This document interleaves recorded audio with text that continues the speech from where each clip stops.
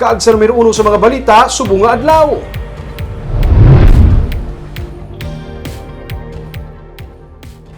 Sumugod buwas nga adlaw, ipaidalom na sa Alert Level 3 ang Bacolod City. Sunod sa local chairman sang IATF, wala sang lockdown nga matabo sa Bacolod City.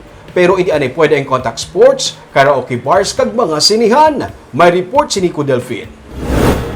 Fake news ang mga nagalapta nga istorya nga may ipatuman nga lockdown sa Bacolod kag bisan ang pagbutang sang border control checkpoint sa Bacolod. Ining suno kay Vice Mayor Alcide Familiaran karon nga napaidalom na sa Alert Level 3 ang syudad. Fake news to yung lockdown. Honestly, ang government hindi na afford sa lockdown. Even kung ano ka man nga level 4 or 5 why lockdown. Suno sa local chairperson sang Interagency Task Force, ang pagpanubo sang venue capacity sa mga commercial establishment ilabi na sa mga mall kag restaurant halin sa 50 to 70%, pakadto sa 30% to 50% depende kung indoor o kung outdoor venue ang kabahin sa mga guidelines sa Alert Level 3. Kung ibase sa guidelines ng Interagency Task Force, sumugudwas, pagadumilian naman ang mga contact sports kasubong sang basketball, mga karaoke bars, clubs, sinihan, kagiban pa nga entertainment activities.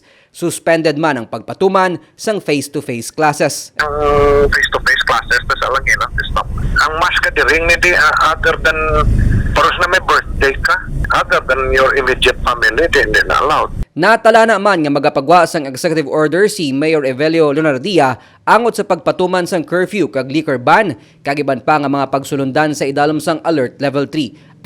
So, as long as ang accompanying adult are fully vaccinated, pwede makagawa ang kabataan.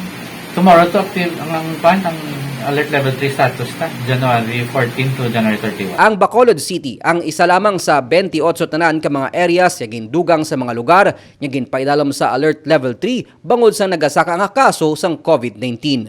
Nico Delfin para sa DigiCast Negros.